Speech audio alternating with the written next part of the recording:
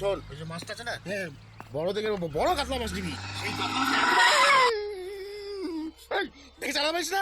হ্যাঁ সকালে খেয়েছিস না? কেন গাড়ি পাঠা না কাঁচাল কাঁচাল কাঁচাল।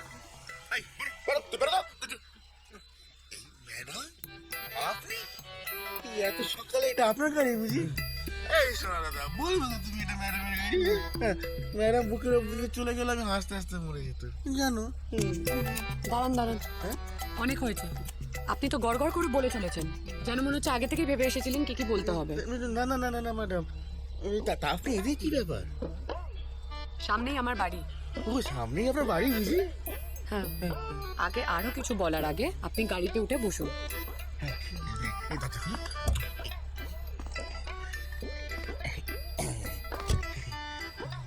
চলুন।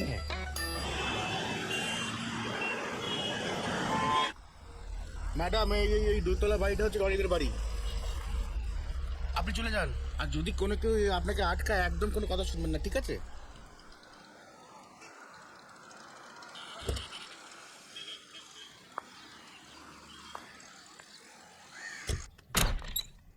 কে আপনি? না বলে ভিতরে ঢুকলেন? ও, আপনি তাহলে নিশ্চয়ই ওই দুটোর মধ্যে একটা। হ্যাঁ, দেখেই বোঝা যাচ্ছে। দুটো? রাস্তা ছাড়ুন। কেন? দরকার আছে আপনাকে বলবো সব। কার সাথে? রনি, আরে রনি। করছেন কি? ধমাকন টুকু মাগো!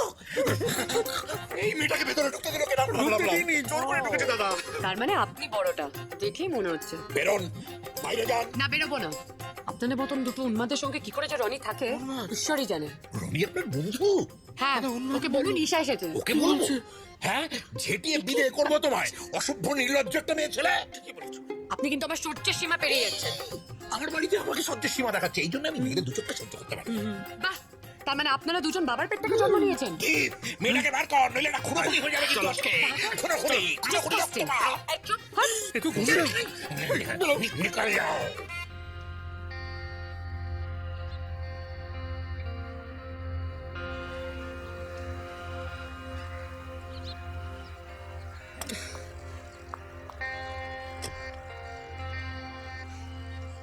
ছি ছি ছি ম্যাডাম, আমারই উচিত হয়নি আপনাকে ওখানে পাঠানো। আজকের দিনে জেন্টস টয়লেট ছাড়া মহিলারা সব জায়গায় যেতে পারে। Disgusting. দুজনের মেন্টালিটি টয়লেটের মতো নোংরা। দুজন ম্যাডাম, রনিও বাড়ির ছেলে, তো অভিমান করলো আপনাকে, একবার কিছু বললো না? না, মানে ওনার সঙ্গে দেখাই হয়নি। উনি হয়তো ঘুমোচ্ছিলেন। ম্যাডাম আপনার সাধারণ কাদা নেই, তাই ভালোভাবে ভাবছেন। আমি শিওর রনি অপর থেকে সব দেখছি। আমি যদি আপনাকে আমার বাইরে নিয়ে যাই না, মানে যদি কোনো সুযোগ হয় তখন দেখবেন দাদু কখনো ঠাকুমার উপর কথা বলে না, বাবা মায়ের মুখের উপর কথা বলে না, আমি কখনো আপনার মুখের উপর কথা বলি। হ্যাঁ, আমাদের বাড়িটাকে না মন্দির বাড়ি। ঠাকুমা প্রতিমা, মা পূজা, বোন অর্চনা, দুই কাকিমা মালা ও আরতি, আমি প্রদীপ। বাড়িতে সবাই ভজন শুনি। আপনি ভজন শুনবেন না?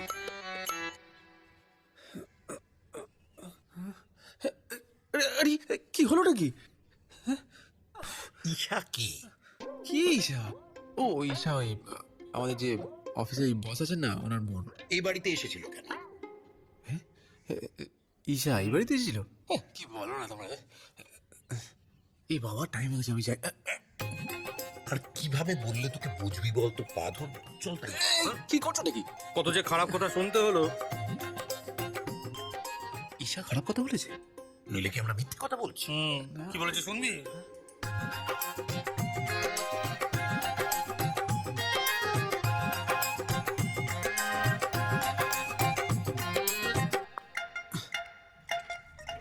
তোমরা কিছু বললে না? আমরাও বলতে পারতাম, আমরাও বলতে পারতাম, কিন্তু তোর কথা ভেবে বললাম না। হ্যাঁ, তুই কিন্তু ঈশাকে সবার কিছু বলতে যাস না। সে যা খারাপ মেয়ে দেখলাম, ও দেখবি ওর দিদিকে বলে তোর চাকরিটাই খেয়ে নেবে। চাকরি খেয়ে দেবে। তোমাদেরকে আমাদের বাড়িতে এসে অপমান করে গেল, আমি তার জবাব দেবো না। দেখ, তুই যা ভালো বুঝবি করবি, বড় হয়েছে। মেয়েদের সঙ্গে ঝামেলায় জড়াস না রে। পৃথিবীতে যত বড় ঝামেলা, বড় বড় যুদ্ধ, সব মেয়েদের জন্য। রামায়ণে সীতার জন্য, মহাভারতে দ্রৌপদীর জন্য। আর সত্যি কথা বলতে কি, ছোটবেলায় তুইও কিন্তু আমাদের মতো মেয়েদের পছন্দ করতিস না। দাদা, তোর মনে নেই ছোটবেলায় ওর মুখে লেডিকেটে দিলে কিরকম ছুঁড়ে ফেলে দিত? সে এক কাণ্ড। লেডি কি কেন কেন লেডি ক্যানিং মিষ্টি ডিম লেডি কিনে তুই সেসব না জেনেও কিন্তু খেতে চাইতিস না। এছাড়াও ভালোভাবে খোঁজা যায়। আমরা ভালো নেই। এই প্রথম একটু কিছুদিন সংযমে কাটিয়ে দে, তারপর দেখবি বাকি গোটা জীবনটাই ঝামেলা মুক্ত। একদম। তাই বলছি কি ঈশাকে তুই ছেড়ে দে। ছেড়ে তো দেবই, কিন্তু তোমাদের এই অপমানের জবাব দিই। দেখ, বেশি কিছু বলতে চাস না, মানে মেয়েদের সাথে বেশি মুখ না লাগানোই ভালো। সেটা তোমরা আমার উপর ছেড়ে দাও।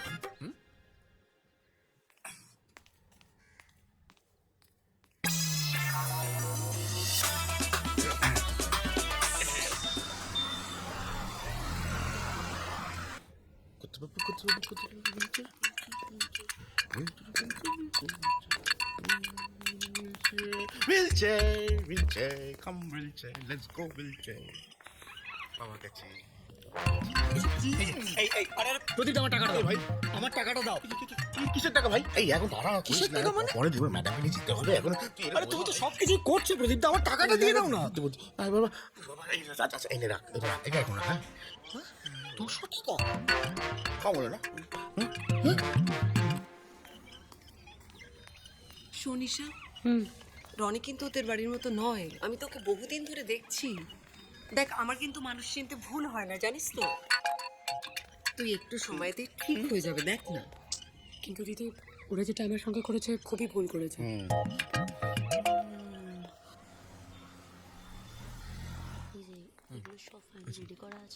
ঠিক আছে, হয়ে যাবে। হ্যাঁ, ওদিকে বলছিলাম আমি কিছুক্ষণ একা থাকতে চাই।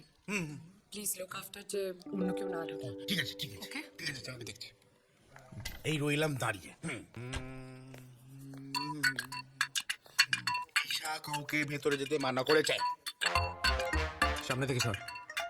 কাউকের মধ্যে তুইও পড়িস, নট অ্যালাউ। এই যে বাপরে,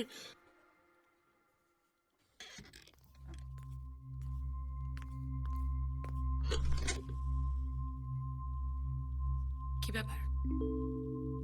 আপনাকে প্রদীপবাবু বলেননি যে আমি এখানে কাউকে ঢুকতে বারণ করেছিলাম? এবার বুঝেছেন, কারোর অনুমতি ছাড়া কেউ চলে আসলে তার কিরকম গাজালা করে? আপনি কি বলতে চাইছেন এক্স্যাক্টলি? আপনি ভালো করে জানেন আমি কি বলতে চাইছি। বসুন প্লিজ।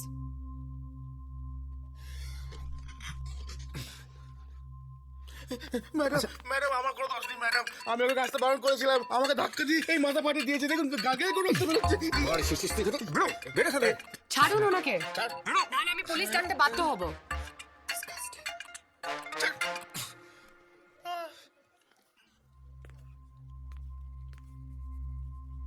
বেরিয়ে যান।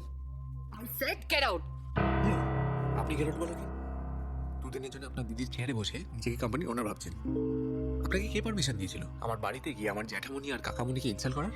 ও, তার মানে আপনি জেনে শুনে আপনার জেঠু আর কাকুকে সাপোর্ট করছেন, তাই তো? ম্যাডাম আমি বলেছিলাম না। আপনি প্লিজ চুপ করুন, প্লিজ বাইরে যান এবার।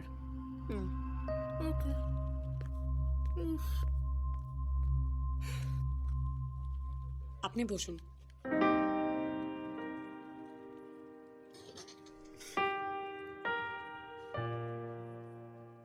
ওখানে কি ঘটেছিল ওই দিন আপনি জানেন? হ্যাঁ জানি।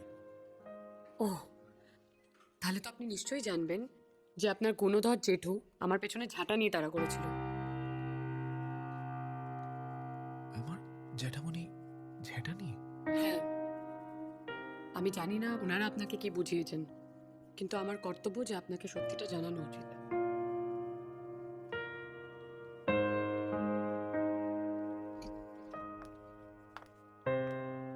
আপনার বাড়িতে যে বেসিক জিনিসটার অভাব, সেটা হলো শিক্ষা। আপনার জেঠু আর কাকুর কথা না হয় বাদই দিলাম, বাট অ্যাটলিস্ট আপনার বাবা মার আপনাকে এই শিক্ষাটা দেওয়া উচিত ছিল। মা বাবা থাকলে শিক্ষাটা আমিও পেতাম।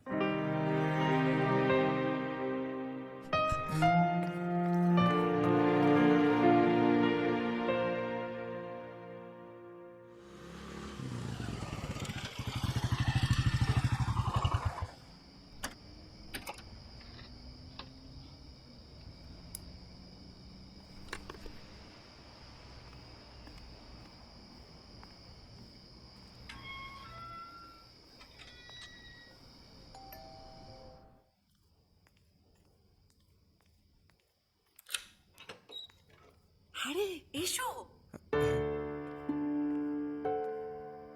এক সেকেন্ড প্লিজ, প্লিজ কাম। এসো রনি, প্লিজ বসো এখানে। কি খাবে বলো, মানে কি নেবে, চা না কফি? না না কিচ্ছু না। আরে দুটো কফি বলি।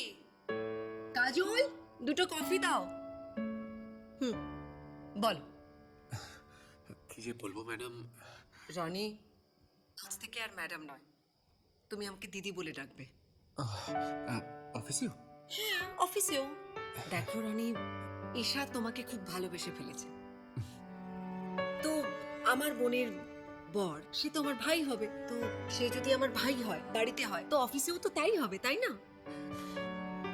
কিন্তু আর তো কিছু হওয়ার নেই ম্যাডাম। আবার ম্যাডাম? ও সরি দিদি। হওয়ার আছে রনি, হওয়ার আছে বলেই আমি তোমাকে ডেকেছি বাড়িতে, বুঝেছো? আসলে ম্যাম আজকে যা হয়েছে যদি আপনি জানতেন তাহলে আমার মনে হয় না এই কথাগুলো বলতে। রনি, আমি সব জানি, ঈশা আমাকে সব বলেছে। আসলে আমি জানতাম না তো তাই। আর সকালে ঘুম থেকে উঠে না ওই ঈশার কথাগুলো শুনে কিরকম একটা ওর উপর রেগে জানা তাই বললাম। না দেখো, ঈশাও যথেষ্ট খারাপ ব্যবহার করেছে, ওর উচিত হয়নি এইভাবে ব্যবহার করা।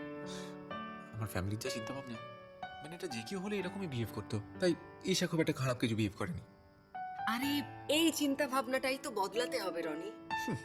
Just impossible. রনি, যে তার শুধু মুখের কথায় 250 কোটি টাকার একটা প্রজেক্টকে অ্যাপ্রুভ করিয়ে দেয়, আর যাই হোক তার মুখে অন্ততপক্ষে এই কথাটা মানায় না। রনি, আমার কাছে একটা দারুণ আইডিয়া আছে। কি আইডিয়া?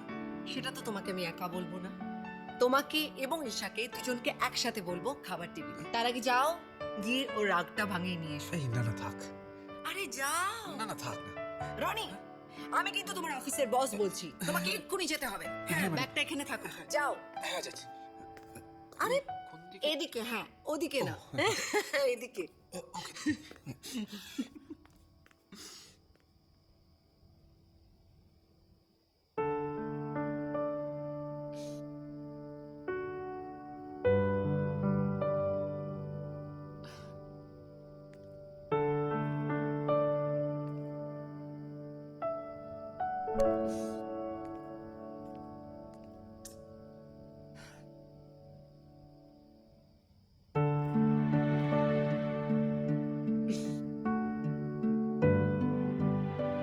বলছিলাম যে কোনোভাবে কি ক্ষমা করে দেওয়া যায় না?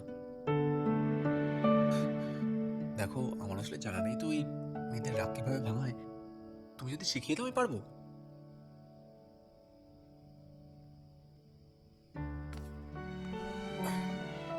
জানো তো, লাইফে প্রথমবার কোনো মেয়ের খাটে বসলাম।